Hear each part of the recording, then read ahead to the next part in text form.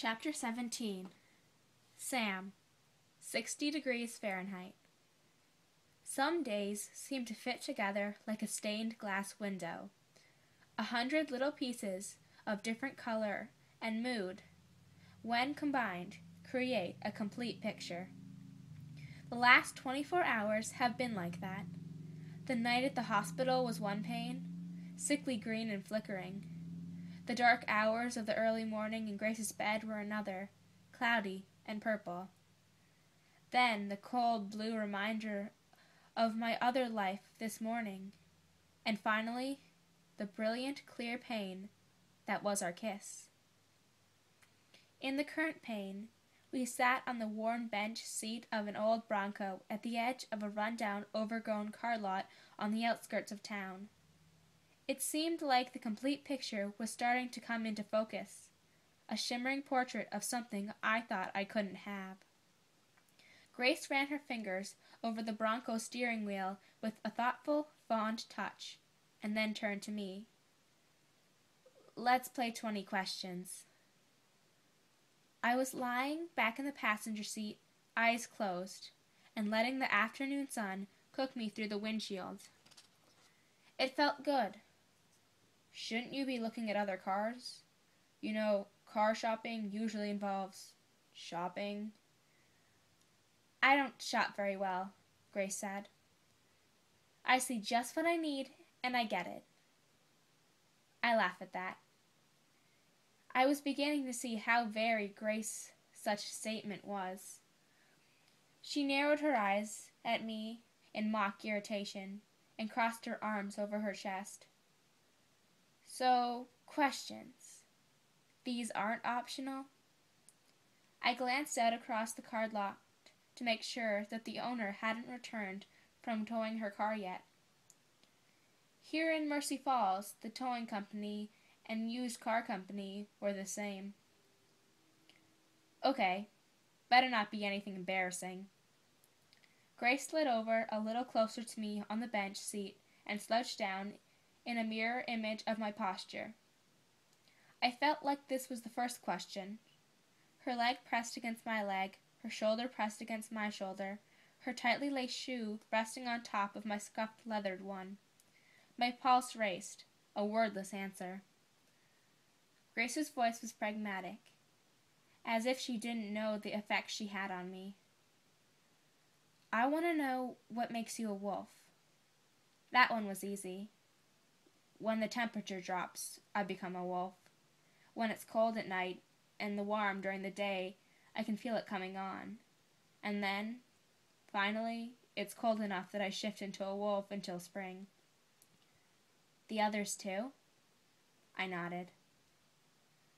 The longer you're a wolf, the warmer it has to be for you to become a human. I paused for a moment, wondering if now was the time to tell her. Nobody knows how many years you get of switching back and forth. It's different for every wolf. Grace just looked at me, the same look she'd given me when she was younger, lying in the snow, looking up at me. I couldn't read it any better now than I could then. I felt my throat tighten in anticipation of her reply, but mercifully she changed her line of questioning. How many of there are you? I wasn't sure, just because so many of us didn't become humans anymore. About 20. What do you eat? Baby bunnies. She narrowed her eyes, so I grinned and said, Adult bunnies too. I'm an equal opportunity bunny eater. She didn't skip a beat. What was on your face the night you let me touch you? Her voice stayed in the same for this question, but something around her eyes tightened, as though she wasn't sure she wanted to hear the answer. I had to struggle to remember that night, her fingers in my ruff, her bare breath moving the fine hairs on the side of my face, the guilty pleasure of being so close to her. The boy, the one who was bitten. That was what she was really asking. Do you mean that there was blood on my face? Grace nodded. Part of me felt a little sad that she had to ask, but of course she did. She had every reason not to trust me. It wasn't his. That boy's.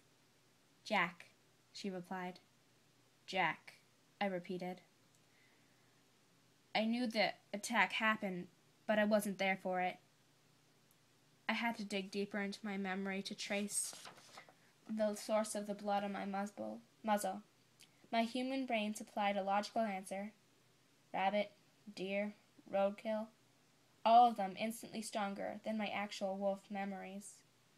Finally, I snatched the real answer from my thoughts, though I wasn't proud of it. It was a cat. The blood. I caught a cat. Grace let out a breath. You aren't upset that it was a cat? I asked. You have to eat. If it wasn't Jack, I don't care if it was a wallaby, she said. But obviously her mind was still on Jack. I tried to remember what little I knew of the attack, hating for her to think badly of my pack. He provoked them, you know, I said. He what? You weren't there, were you? I shook my head and struggled to explain. We can't. The wolves, when we communicate, it's with images. Nothing complicated, and not across great distances. But if we're right by each other, we can share an image with another wolf. And so the wolves that attack Jack, they show me images. You can read each other's minds? Grace asked incredulously. I shook my head vigorously. No, It's hard to explain as me. It's just a way of talking, but our brains are different as wolves. There's no abstract concepts, really. Things like time and names and complicated emotions are all out of the question. Really, it's for things like hunting or warning each other of danger. And what did you see about Jack? I lowered my eyes. It felt strange, recalling a wolf memory from my human mind. I flipped through the blurry images on my head, recognizing now that the red blotches on the wolf's coats were bullet wounds, and the stains on the lips were Jack's blood. Some of the wolves showed me something about being hit by him. A gun? He must have had a BB gun. He was wearing a red shirt. Wolves saw color poorly, but red we could see. Why would he do that? I shook my head. I don't know. That's not the sort of thing we told each other. Grace was quiet, still thinking about Jack, I suppose.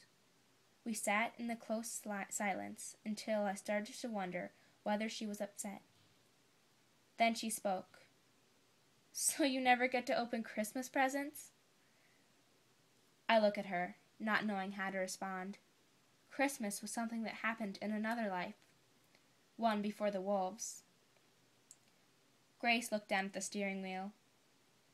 I was just thinking that you were never around in the summer, and I always loved Christmas because I knew you'd always be there, in the woods, as a wolf. I guess because it's cold, right?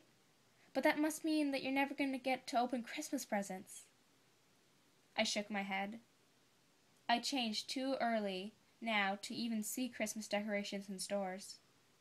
Grace frowned at the steering wheel. Do you think of me when you're a wolf? When I was a wolf, I was the memory of a boy struggling to hold on to a meaningless world. I didn't want to tell her the truth, that I couldn't even remember her name. I think